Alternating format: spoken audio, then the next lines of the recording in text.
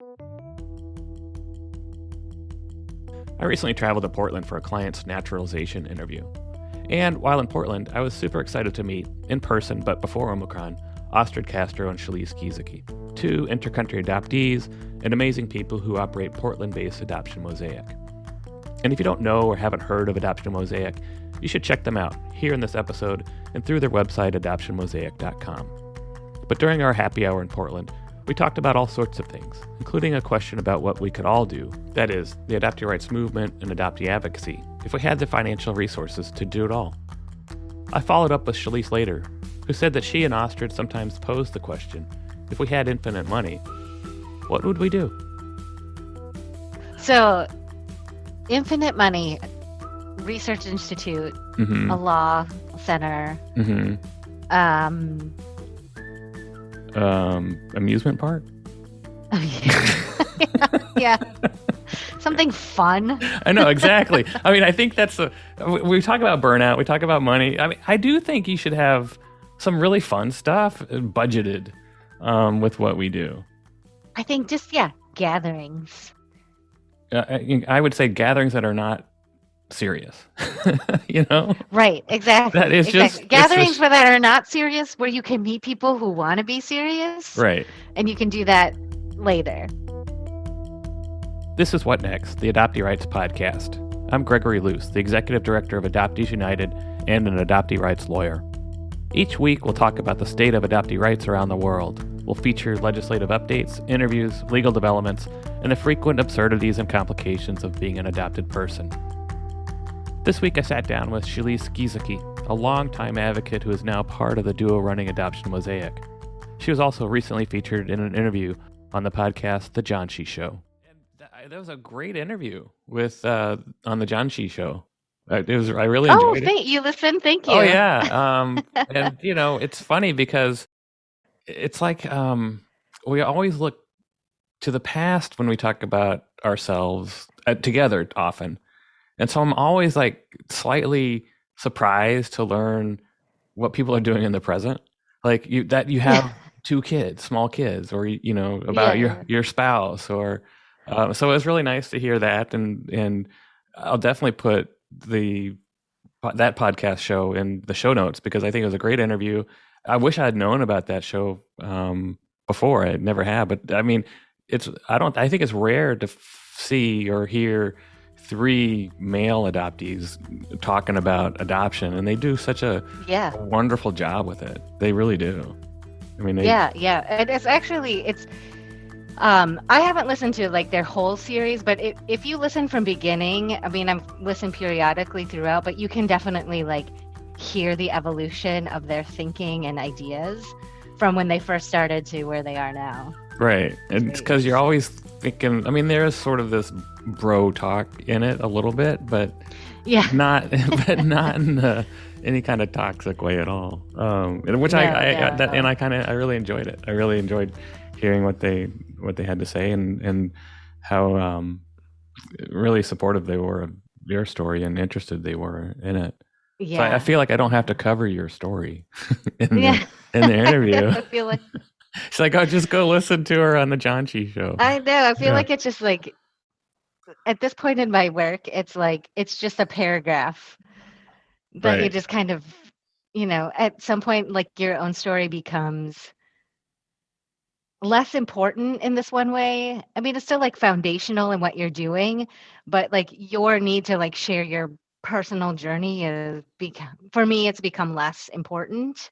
Right. For my story to be heard. And I'm to the point now I'm like, well, I want to talk about how we got here, the policies, the practices, the governance or lack thereof, the laws. Like there's a system that developed this need for people to be seen and heard so desperately.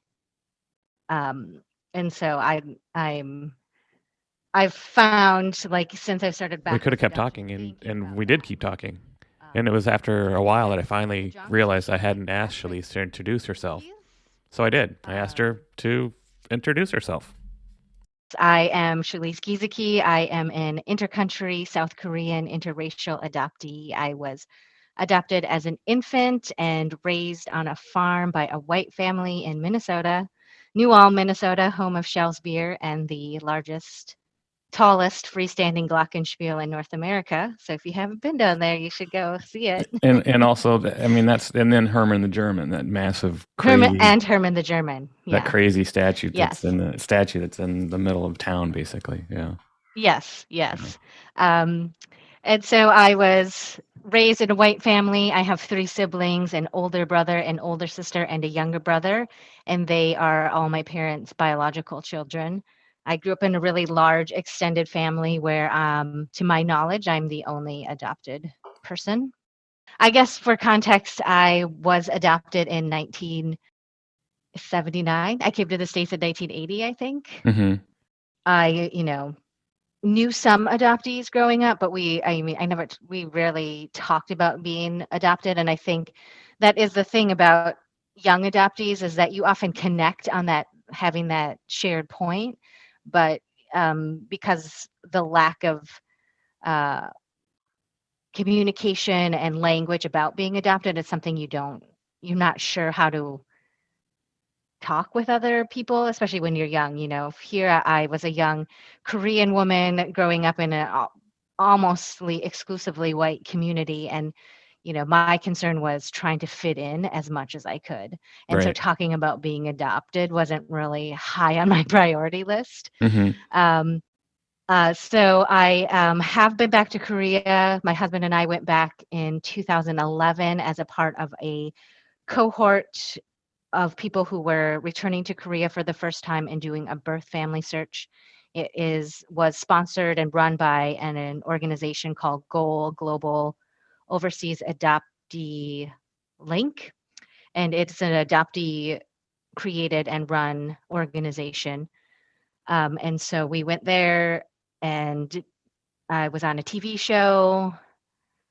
We went to my Korean agency and looked at the paperwork I had there. Although they won't let you take pictures. You can't have a copy. Right. You just can review It's them. not in Korean, so the social worker that's with you has to translate it for you. I kind of wish, in hindsight, I would have been more sneaky and surreptitious about copying the information. Right. But it was one of those things where it's like, it was really hard to know that all that information exists, and I couldn't take it with me. Right. And I think it's often, and I think domestic, and I've heard this from the intercountry adoptees as well, you want to, in the back of your mind, you do want to take it and run, Yeah, for sure.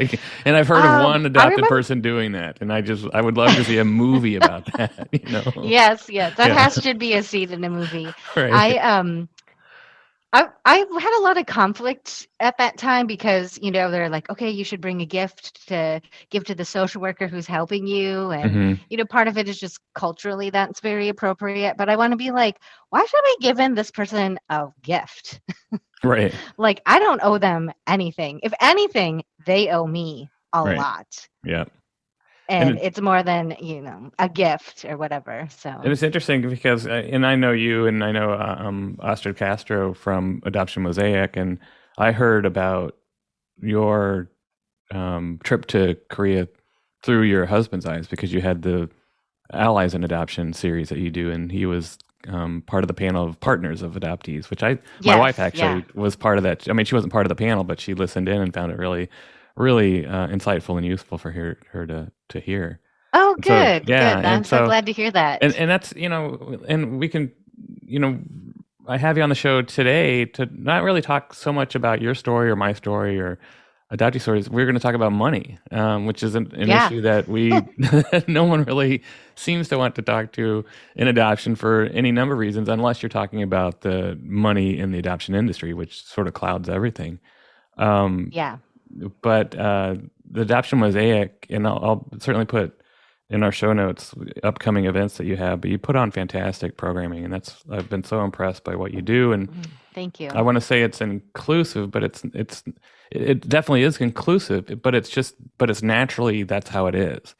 To me, is that you have panelists often of all people of color, and that's it. And I think, which is just fantastic, that you can put together the panelists that you have that are experts in their lived experience, and they reflect the the the identities of hundreds of thousands of adoptees across the globe. So I love it. And Yeah, I yeah. encourage anyone who's not Thank you. familiar with Adoption Mosaic to check it out at adoptionmosaic.com. And this kind of launches us into, there used to be an adoptionmosaic.org, and you talked a little bit about this on the Janchi show, but tell me a little bit about the history of Adoption Mosaic, because I think this will get into the issue of money within the work that we do. That is the work that advocates do, or those who are working within the space known as adoption, however large or small you want to define that space. Yeah, so Adoption Mosaic was founded by Astrid Castro and 3 other adoptive parents. And it kind of started with Astrid was working for the Oregon Post Adoption Resource Center, which is a state-funded organization that provides post-adoption resources to adoptive families, but it's limited to families who have adopted through foster DHS, through foster adopt program. And so Astrid being Astrid, getting these calls of people who weren't eligible to receive the services from that particular organization because they had adopted privately or internationally. And so she was helping these people on her lunch break, in the evenings, and really seeing a need for so many families needing support beyond finalizing the adoption. So what And what we all call post adoption services. yes, Yeah, yes. And right. so Astrid and 3 adoptive parents started Adoption Mosaic. And as a 501c3, I think it was probably 5 or 6 years down the road before I found Adoption Mosaic. I was very much coming out of the fog, and I wasn't employed at the time. And a coworker of my husband's, who was an adoptive parent, suggested that I look into Adoption Mosaic, and I met with Astrid and started volunteering. And then an opportunity came up where I could work there, and so I did that for I want to say 4 or 5 years, and then I stopped working there after I had my first child. So, because part of it was because of the hustle of a nonprofit. It's like it was only Astrid and I were the only staff. I mean, Astrid was working, at least 60 hours a week for almost no money. Right. I was only working part-time, but I was working more than part-time. And it's just because, there's so much to do and there's so many things to do and you want to get it done. And after I had my daughter, I was like, I got to be realistic. There's no way I'm going to leave the office on time. And like, Right. It seemed too hard to kind of meld the two together. So I just decided to take a break. And also, I think sometimes in this work, you just need to take a break. You have to. Yeah, you'll get burned out, and you just have to. Yeah, It may be need to for focus on something else. right, and it may be for a month, it may be for a year, maybe for 5 years. Yeah. So it's whatever you So need to take. What was the funding for? What did you all try to figure out for funding for 501c3, which obviously is can take tax deductible donations, but often you rely upon grants as well.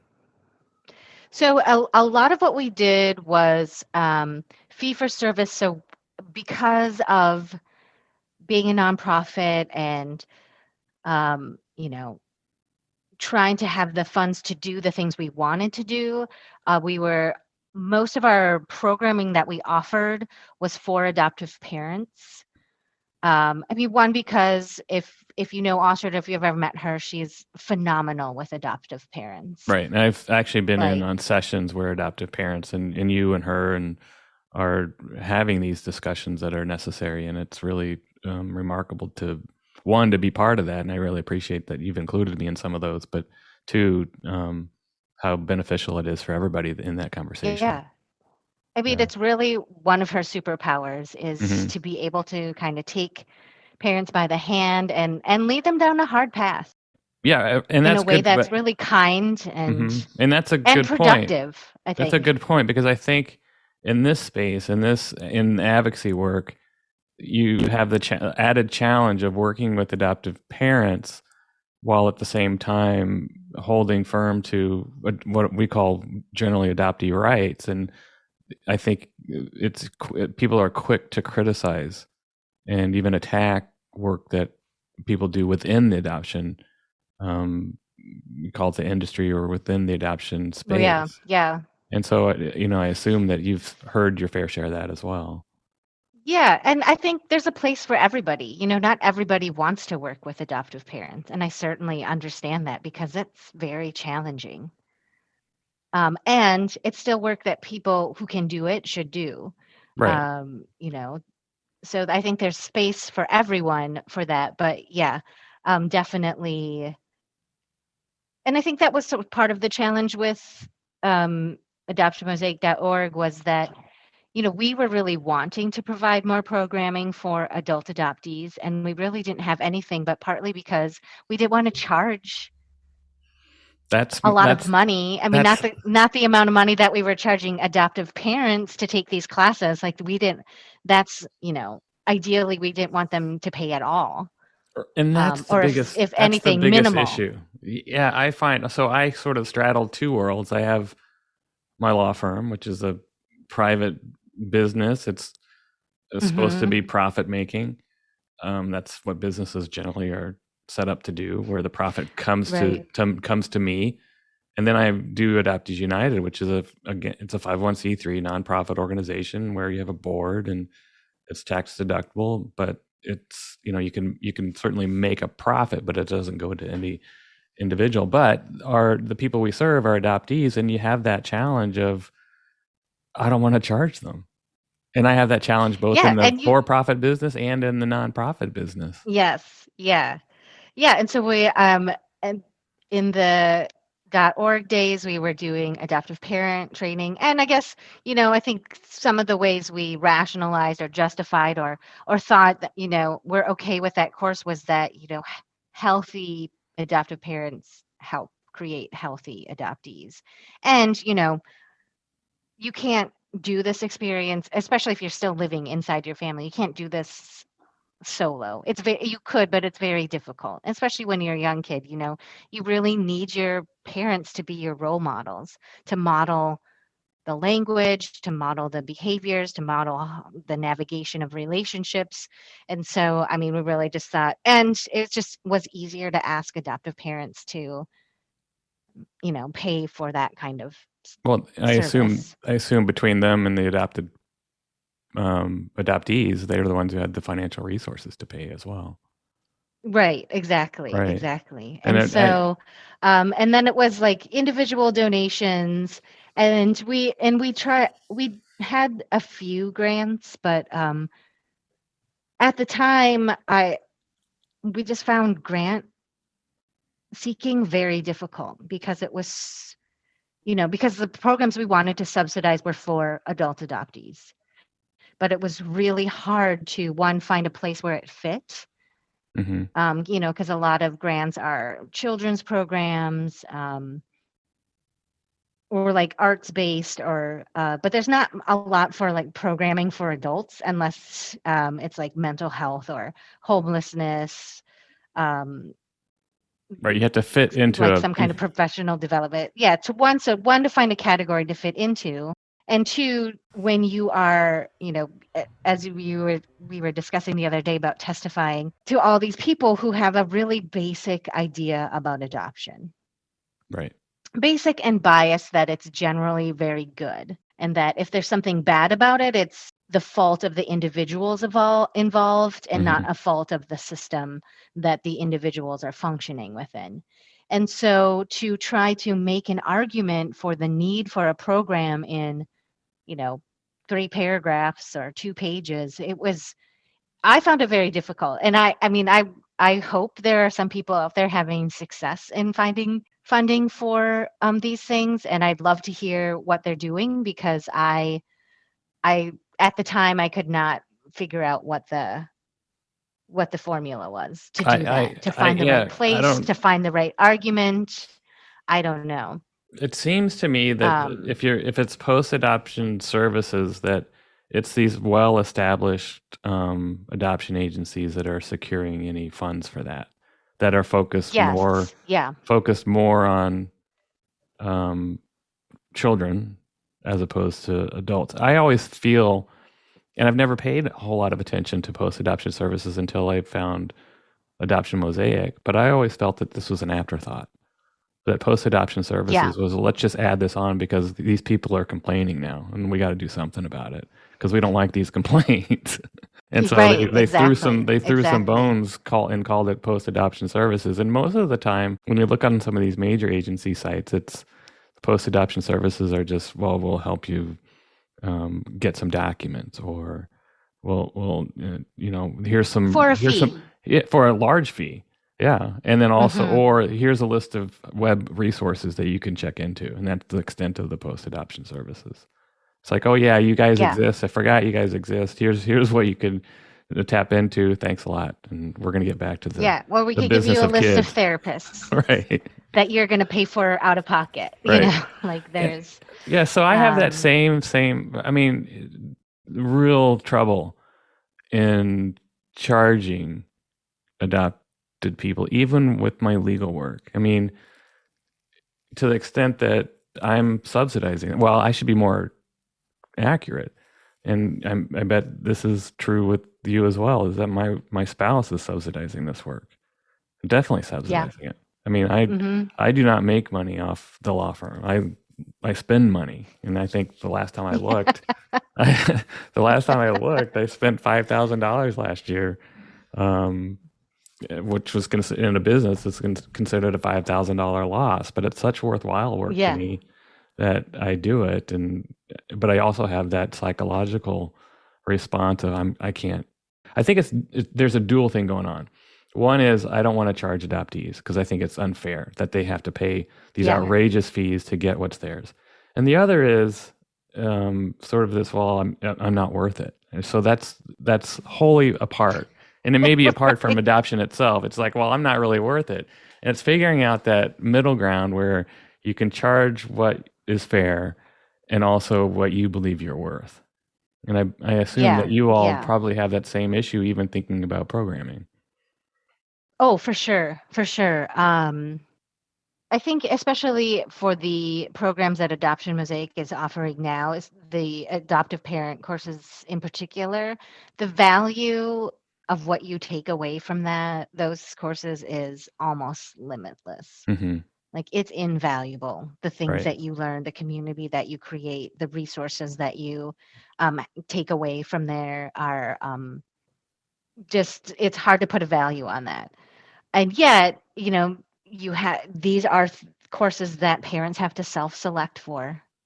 Hmm. And, it's not 6-week course, 9 hours of training overall, $600. Like it's not like something to sneeze at. Right. So Right. asking people to commit to that is hard. It seems hard, and then it's like, oh well, if we make it lower, then maybe more people would come. But then you are also in this other way devaluing what you have to offer. And yeah, so it's always this balance of knowing how worthy the work is, Right. and yet I think part of it is an adoptee thing, right? Like demanding your worth, like it's having to tie your own worth Right. into it is very challenging. Right. I mean, It's so I've had this issue even when it's not representing adoptees. It's just like I'm blown away by how expensive it is to hire an attorney and pay that yeah, attorney what would normally be a normal fee, which in my case would probably be, people who have been practicing as long as I have, which is almost 30 years, would charge anywhere from $200 to $400 an hour. And if I were to yeah, do that, yeah. a simple By request for, tenth of an hour. right, by the I used tenth to of an work at hour, a yeah, yeah, that's right. yeah, You used to be a legal I was a assistant, legal assistant. yeah, Yeah. and then you charge for every email you answer and every telephone call Yeah. you you pick up, and which I can't Point operate one. that way because I can't operate on it. I'm a project based person where it's, I look Mhm. at the project and I always flat fee my fees. But yeah, it's tough to find that balance. And so Yes. it'd be interesting to hear you switched Adoption Mosaic. I think it closed down for a little bit, and maybe you could talk about Mhm. why. But also, it then was resurrected, but not as a nonprofit organization, but as a going business. Yeah. What would be Mhm. typically a profit-making business, where that money goes is up to the owners. Yeah. So after adoptionmosaic.org closed down, um, Oxford was going through some life changes and challenges, and it was just getting too hard to, um, y- just that chasing the money all the time. But like relationships and building relationships and connecting with people is really what Ostrich is really good at and what she likes to spend her time doing. And so, but when you're trying to make sure you have enough dollars to be able to do this one thing or even keep the doors open, it just spreads your focus out so much that it's hard to do. So the .org closed, and then Asha took a break for a while, and she was doing some private consult, like solo consulting, and then when adoptionmosaic.org closed, she always had the intention of opening it up again. Hmm. And then when she did, she decided to open it as a private business, an LLC, and so it's been that way since she launched in March, of like right in the pandemic. So it's fairly new. It's March of Yeah. 2020, let's say. So it's less Hmm. than 2 years old as a business, Yeah. as a LLC, or what you would call a for-profit business. Yeah. Yes. Yeah. And Yeah. is it So is it seem to be going on track? yeah, and yes, it is for sure, and part of it is because we can do something like We the Experts, Hmm. um, with, part of it is just the pandemic and switching over to online things and being able to open it up to our community that way instead of traveling the country doing in-person panels and all the overhead and of that would go along with that. And I think too, it's just that we can take the money that we have and focus it where we want it to go Hmm. without them, and we're not trying to build a board, we're not trying to look for funds, and it's a lot easier. And I think it's, Austin and I, part of it is like sometimes we talk about is that we're kind of just doing what we originally wanted to do in the .org, is that we're just like, we want to do this, so we're going to do it. And Right, it's and like that's the there's beauty just of like less steps, and right.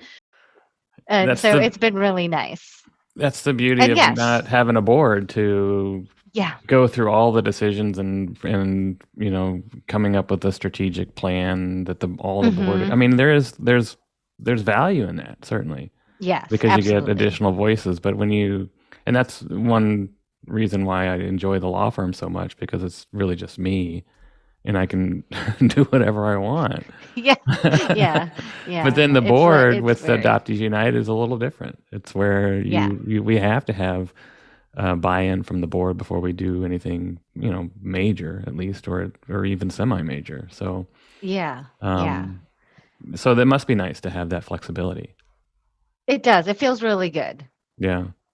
And I like the model, and we do this too at Adoptees United, of you pay those people who, I believe, adoptees, or maybe even any panelist who appears on one of your speaker series or a panel of people, you actually compensate them for their time.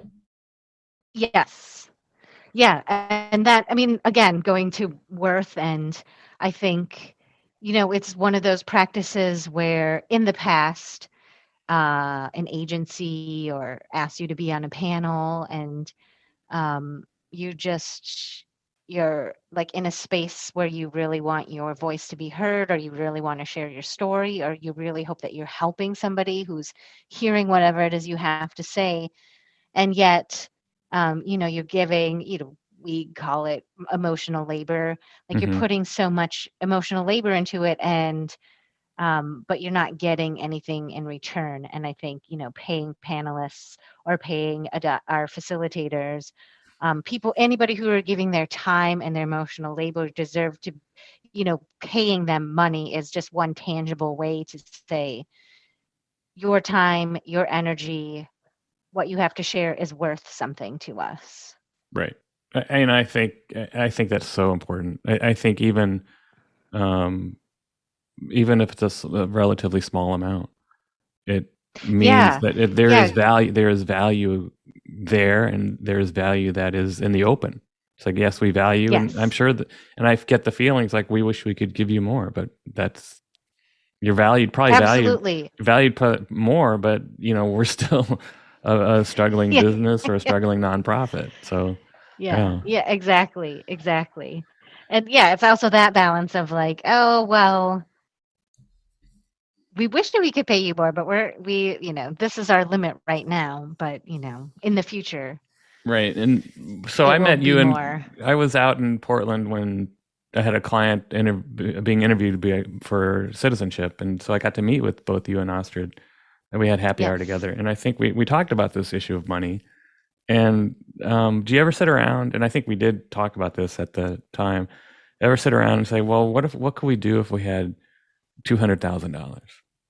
Like, do you ever think Yeah. about what you would want to do if you had the resources and the money to do what you started Adoption Mosaic to do? What would it look like? Yeah. Absolutely. Everything we ever thought of, we would do. Astrid and I are really good at thinking of ideas of things we want to do. I am the Um, same, and yeah, and because there's just so much out there that needs to be done, and I think some of it would, and we talked about this a little bit when you were at Better Together, was like kind of creating these kind of coalitions of different, constellation focused groups like birth parents, hmm and adoptees. Like I really feel like that those two communities need to connect more. right, Um, and so, yeah, but it would be fun to do a lot of stuff. And even just to, I would love to see a foundation that only supports adoptee programs, and that it's just like somebody's wants to do a support group, right. or they want to start this program, and then you just get the money. Like a place where you can go where you're not trying to fight these really basic Narratives. ideas about adoption. Right. Man, I Yeah. could totally see that in trying to fill out a grant proposal like you talked about, where you have such limited space to explain the project itself, but initially have to overcome this dominant narrative of Exactly. adoption in order to convince them Right, that this is right. something that should happen.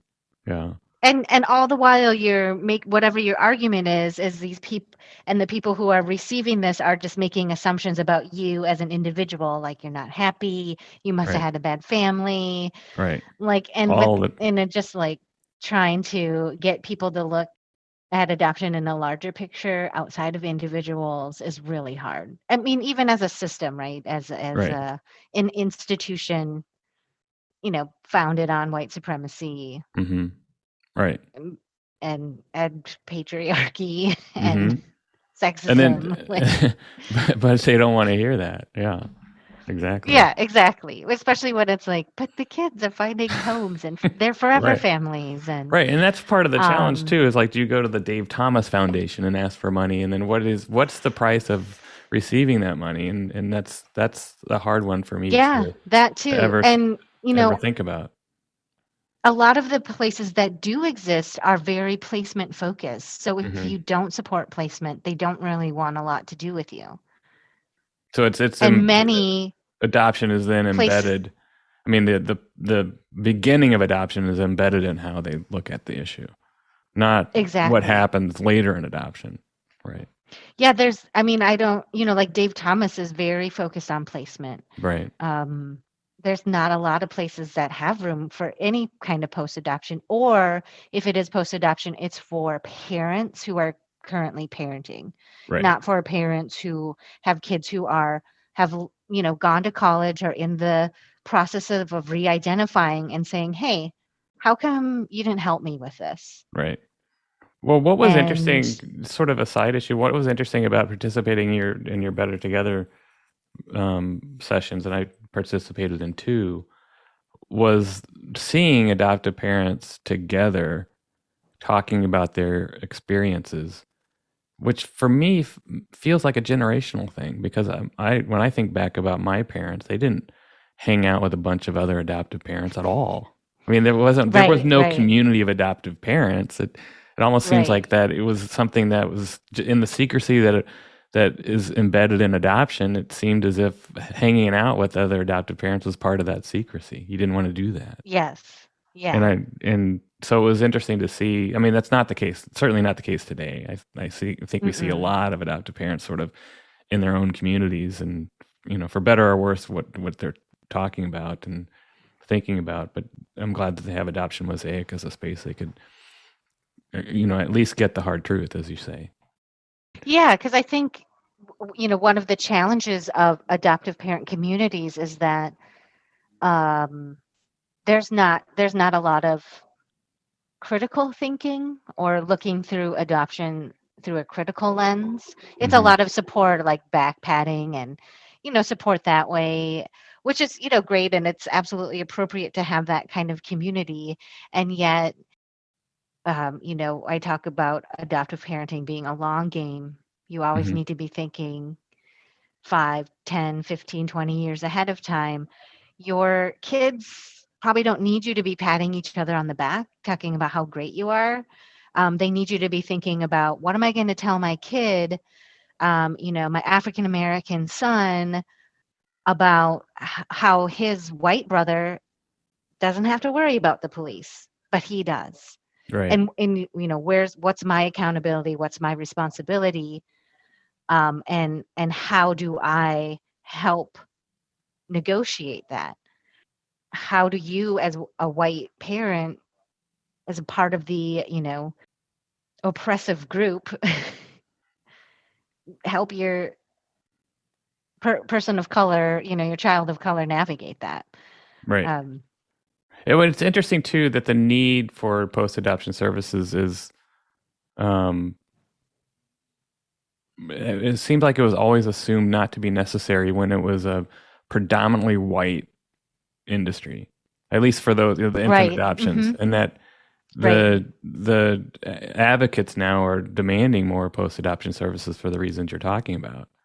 But the Exactly. adoptive parents don't know how to deal with it, and often many do a very poor job of it because, as you pointed out, there are very few resources there to ask those or to answer those hard questions.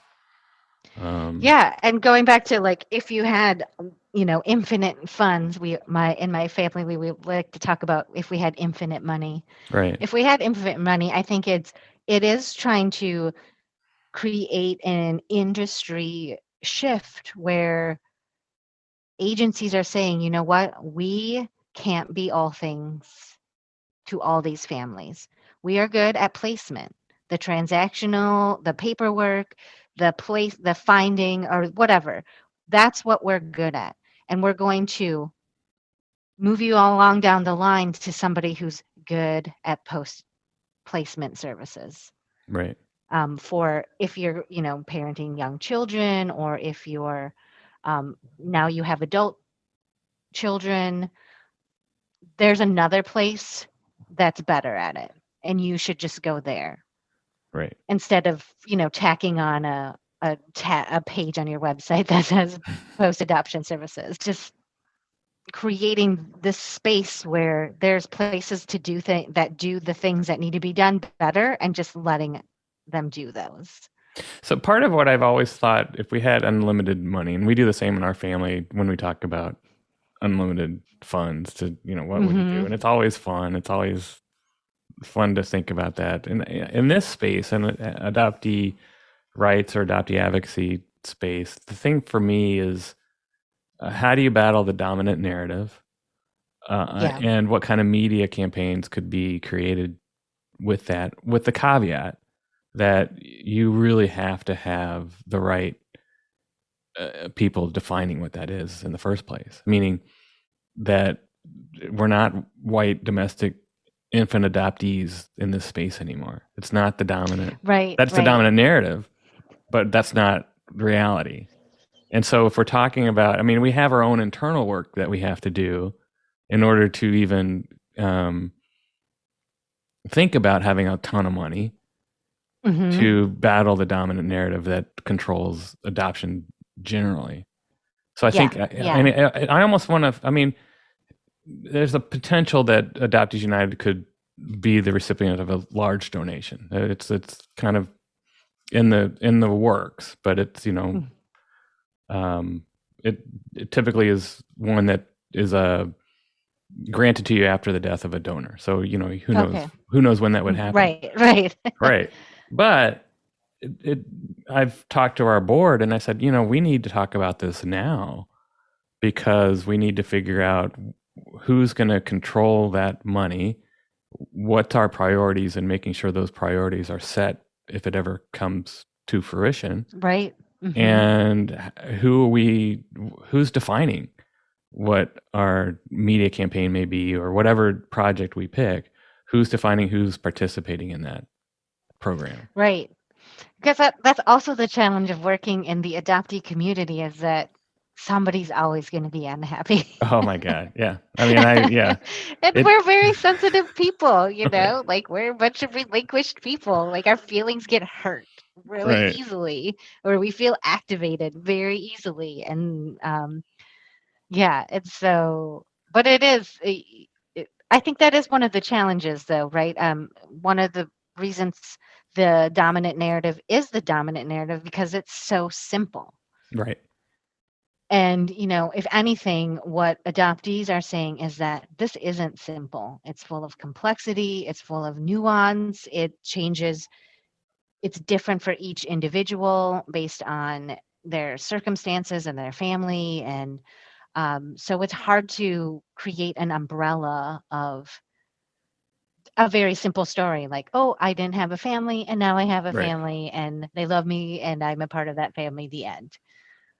Maybe there's some media genius out there who can distill it into something Yeah, I don't know. that can still speak to the complexity but still seem as simple. I don't know, but I think you know, much with anything, like the evolution of thoughts about race in America have changed because it's not simple, it's nuanced, and it changes based on lots of different factors. And so it's a harder conversation to have.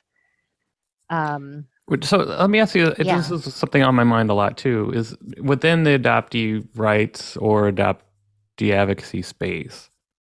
I mean, it's my feeling there's a lot of internal work needed about race, but within the community, not how adoption has been a construction that has benefited from white supremacy itself, but within that, within the adoptee rights, within people who are adopted, there are some serious racial issues that need to be addressed, and I don't see that being. I really don't see that being addressed in many spaces, unless, you know, obviously I could have blinders on, that we're not listening to the right people. Right. I mean, I know there's a lot of really terrific scholars out there, and I think you're going to have a scholar panel or academic panel coming up. I think, right? Yes. Yeah, yes. and yeah. Many of them are intercountry adoptees or adoptees of color, transracial adoptees, and I think we're seeing some great critical thinking and scholarship coming out of that. Yeah. But I would love to see that academic world interacting much more with the advocacy and activist world because of that. Yeah. Oh, well, that too, like going back to the challenges of writing grants, is many grantors want to see programs with evidence supported outcomes. And there's not a lot to draw from right now in the adoption community about specific programs, or you know, there's not a lot of data to say, oh, 85% of adoptees who went to the support group felt better, or Right, whatever, exactly. That outcome-based stuff. And we Just talked no one has quantified that I'm aware of. And I mean, if somebody's listening and they know where this pool of data is, I would love to know. I mean, everyone would love to know, because that would be very helpful. And again, too, some of it is because this is a long game thing. Like, young adoptees participating in groups now, the positive outcomes you might not see until adulthood, when they're Mhm. reflecting back on, what their experience was like, and what helped them, and what challenges they have or don't have because of that. So it's really hard to, um, yeah, and that's part of me, because that's not my wheelhouse. I don't know how to quantify the stuff like that, but I really Yeah, we need to sit down with those panelists that you start I to work I with. know. We need to interact a Well, little maybe more that's with. it. One of our infinite money things is we need to start a research institute. We do. I mean, I would. That is one of those things. A research institute, a media savvy.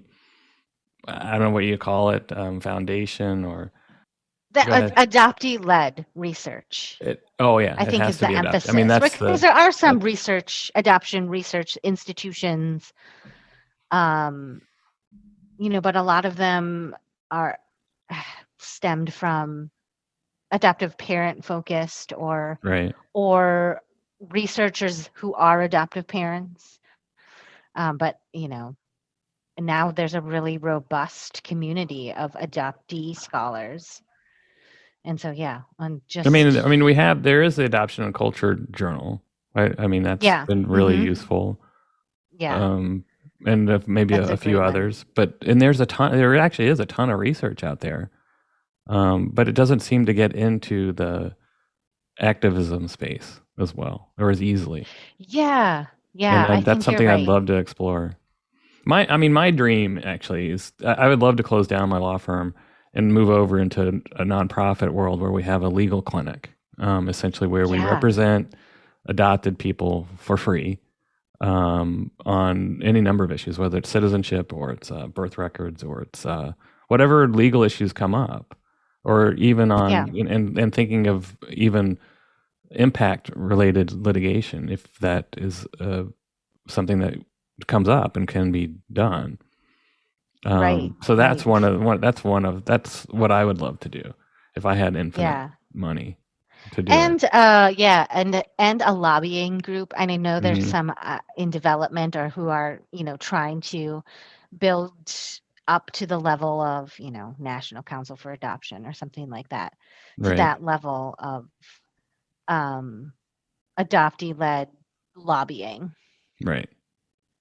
That because there that really and isn't. that I agree that has to happen as well, and Yeah. it has to be defined by adoptees and also defined by a broad range of adoptees. Right. Yes. That's Yeah. my and Yeah.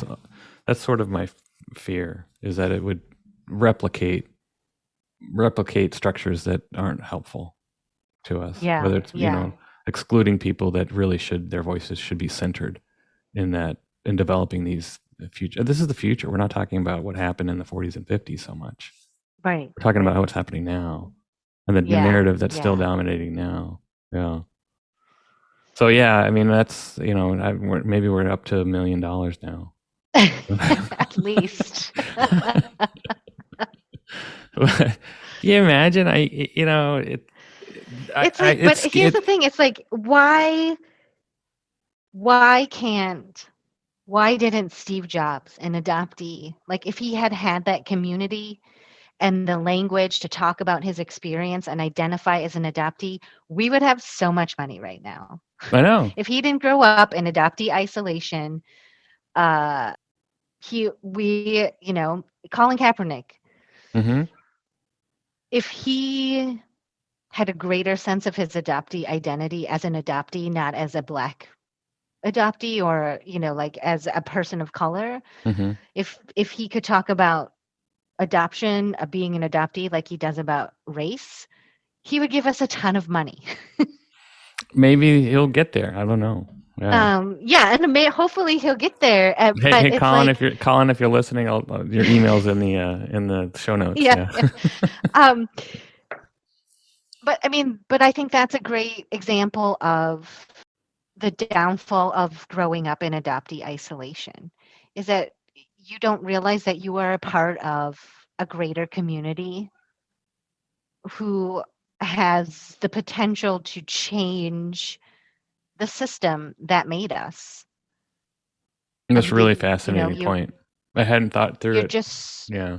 you're just so focused on your individual experience as an adoptee. You know, it's the kind of like that micro, looking at it from a micro perspective, me and my family and how I function as an adoptee in my family and my immediate community. And, you know, the people that do this work, Ostrid, yourself, many, many, many other people, you know, part of what has happened for them is that they've been able to step back or, you know, elevate above that and see on a much larger scale what adoption is. Hmm. I think that's where you get the divisions too. Is that it's more self focused, and you're bringing your very personal experience, which certainly informs you and Yeah. gives context to how you view the world, but you have to go a bit above that and kind Yeah. of in some ways, if within the space, decenter yourself as in your experience, and look when you're acting as an advocate. Yes, exactly. I think in the adoption community, our personal experiences is what, I mean, 99.9% of the time is what brings us to this work. Hmm. And then at some point, you realize, you know, either whether it's you're just doing this work for a long time or you've, you know, I mean, part of it is having the benefit of processing your experience with other adoptees. And so then you can decenter yourself. And it's not so much about what you and what you have to work out. And then you can kind of take that bigger picture approach, or that, you know, the look at it from the top down, or uh, through a larger lens, because but you know, our personal experience is what brings us. And then I think at some point, many people just are like, oh, yeah, you know what? This isn't just about me. Right, and I think And I see there that. isn't just one story of adoption. Right, and I see that in the legislative work, especially in hearings and testimony. It's that we hear story after story of this individual and how the laws have affected them, but we don't. We're not strong enough. We're not strong on the issue of a broader picture. Like Yeah. this is not just these stories. These are not just That's these like, damaged people that are appearing before you, which I think they're perceived as.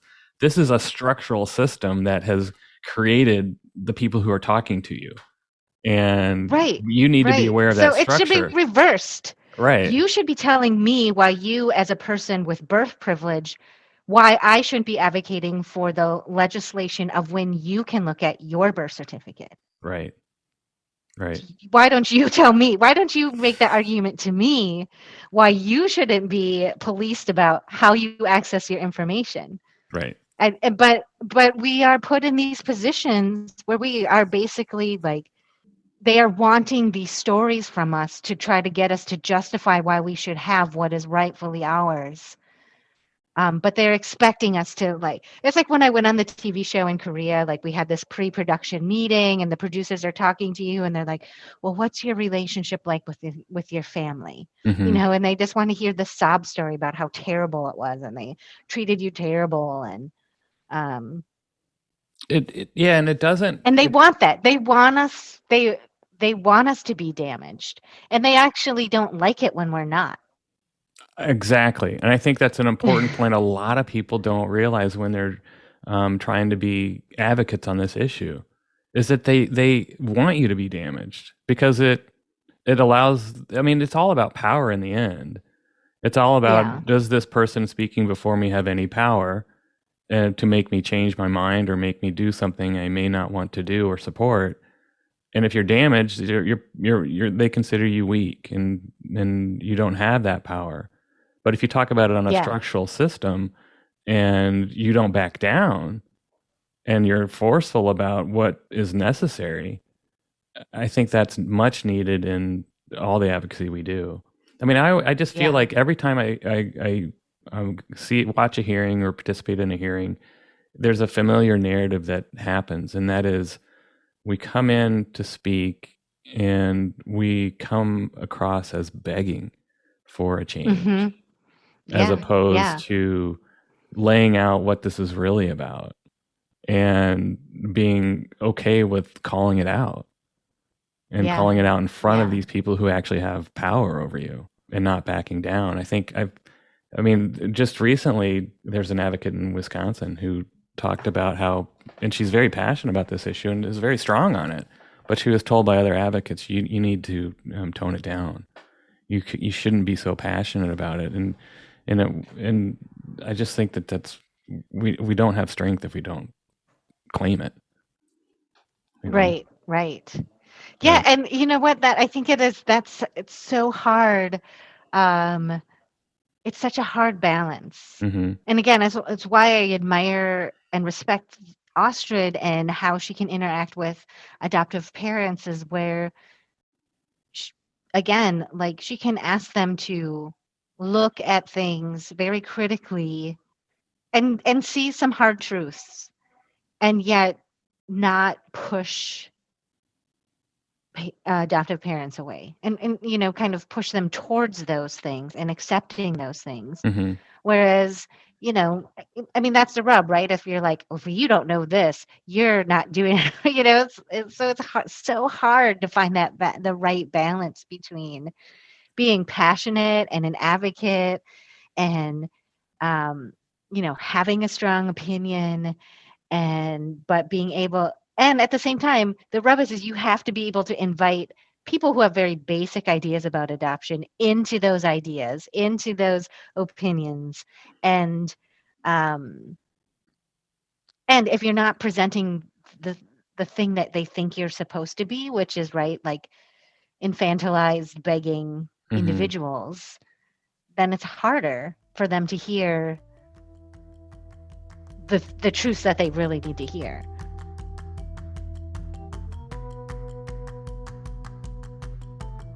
Shalise and I talked for about another hour, discussing money and what it could do for adopted people, including the funding of sufficient trauma and adoption-informed counseling and mental health services.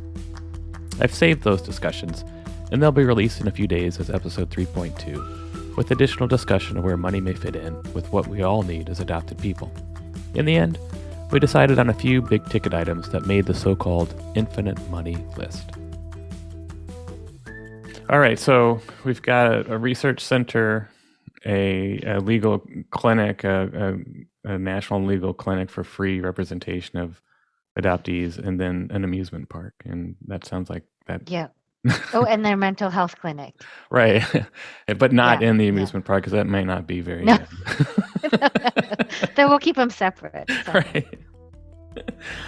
Maybe that's part of the therapy, though. Exactly. The amusement park. Well, it's so good to talk to you. Well, thanks for having me. I'm sure I could keep talking, and there's going to be things I wish I had asked you that I didn't remember or come up later, and I'm sure I'll talk to you again. I'll be talking to Ostrid too about her work as well. Well, thanks so much. We'll be in touch. Well, thank you. Yeah. You can find Shalise and Ostrid at adoptionmosaic.com. And while you're there, check out their fantastic programming, including the We the Expert series, which is just terrific. And sign up for the What Next newsletter. Every Tuesday, we send out the show notes as well as any updates and legislative developments around adoptee rights. You can sign up for the newsletter at adopteesunited.org/whatnext. What Next is a production of Adoptees United, Inc., a national nonprofit organization with an unwavering commitment to equality for all adopted people. It is written and produced by me, Gregory Luce, with the financial support of the many people who contribute to Adoptees United. We are a 501c3 charitable organization, and all donations are tax deductible. We'd love for you to follow, subscribe, and listen to us each week wherever you get your podcasts. Consider making a donation to Adoptees United at adopteesunited.org/donate. It'll help us keep this going. Thanks. We'll talk to you next week.